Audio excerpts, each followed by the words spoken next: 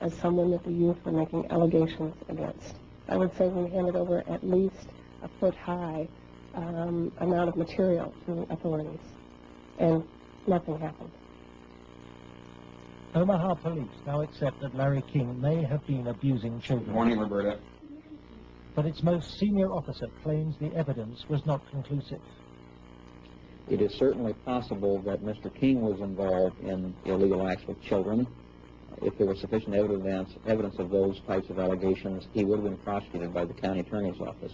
For me, it was very clear that the case was not investigated and not pursued because of the alleged perpetrators.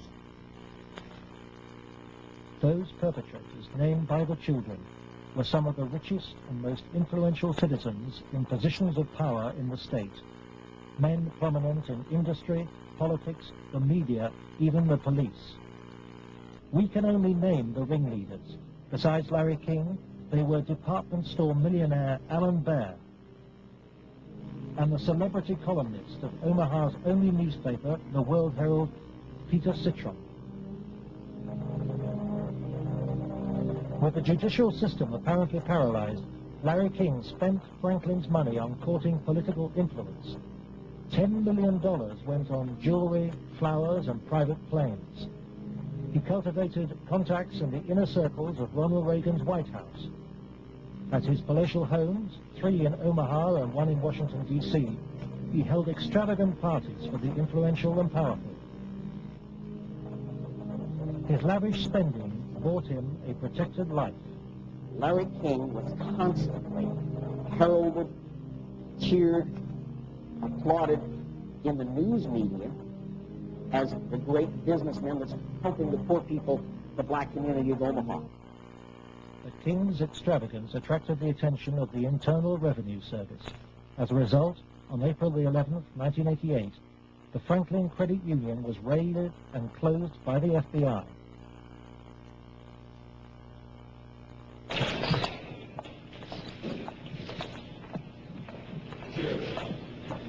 King was arrested, and the federal investigation showed he had stolen $40 million from Franklin. Documents we possess reveal the FBI interviewed many of the victims of Larry King's sex ring, but no action was taken. In November 1988, Nebraska's state government set up a parallel investigation into Larry King. A legislative committee was formed.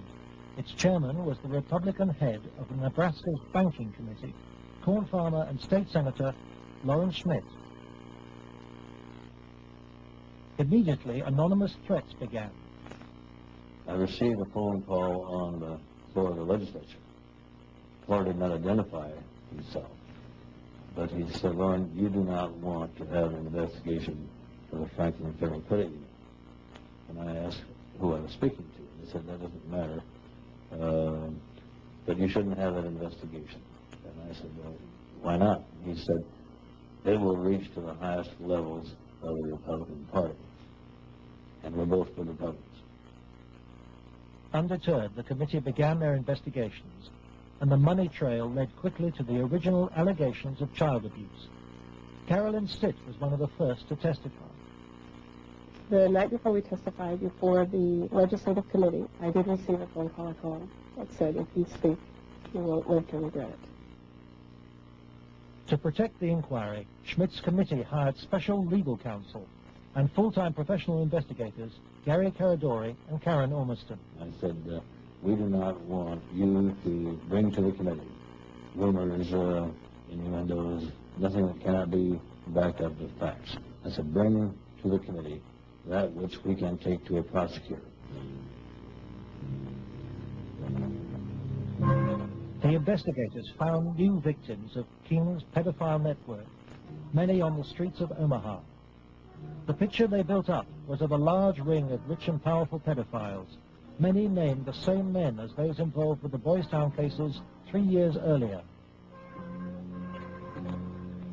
They were telling us about prominent people in Omaha and elsewhere that were abusing children at parties. The prominent citizens' names that originally came up were a concern to me because I knew many of those individuals, and I very frankly was shocked to have those names show up on the list. To provide the committee with hard evidence, the investigators recorded their new witnesses on videotape. Paul Bonacci had been the victim of abuse since he was 8. He was present at many of Larry King's sex parties. Caradori traced him to the county jail. He had been convicted of fondling his young cousin. Who are some of these people that would come to these parties?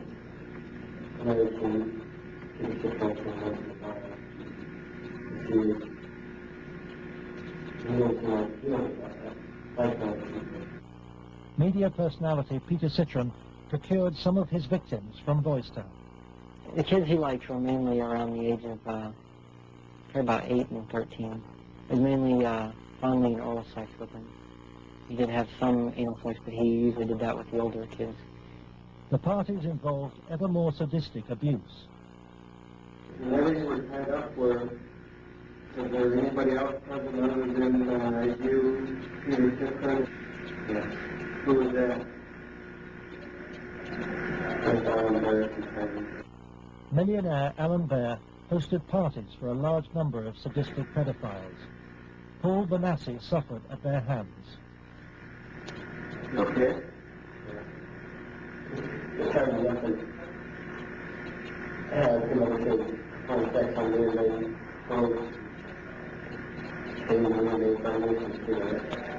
Okay. Just take a deep breath out.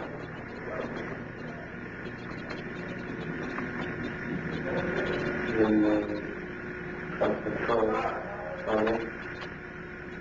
Troy Bonner was Kiowa. Who was that? Troy Bonner was found by the investigators and his videotape testimony taken under oath. I was shocked when I walked in as a kid, I would say about 15 years old. I was in the middle of the room. One guy was standing in front of him. He was bent over, and the other guy was like reaching under him, playing with his nipples. Wow. A guy whom Jeff told me was a police officer shoving beads up his rectum. The police officer was shoving beads up his rectum? Yes. Bonner named Alan Baer as the man who introduced him to the sex parties.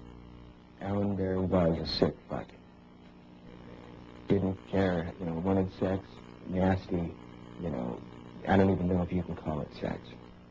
Everything, from just, touching to fruit, squash, huge squash, that big around, stuck into your ass,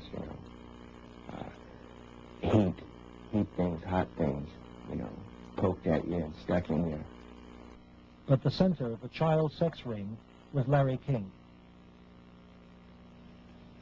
Larry King was the same kind of sick fuck Alan Baer was, except Larry King was more violent, more sure of himself, I got those scars on my own one night at a party with Larry King, wanted to see how strong a man we were or something, and have us put your arms together, and you'd light cigarettes, and as soon as you get burning, you just drop them down between your arms, and let it burn. And we never stand there naked and touch each other, like hold our arms together and burn cigarettes with. It's on film someplace. And they filmed it. Burning, I would, see him fuck a 10-year-old boy in the ass, until he bled, and, just pull out and stop, and, push him down, and then go out and, meet with decent people. King would also provide underage girls for abuse. Alicia Owen told the investigators she was 15 when she attended her first party, introduced by a Boys Town boy. Caradori discovered her in jail where she was serving a sentence for passing bad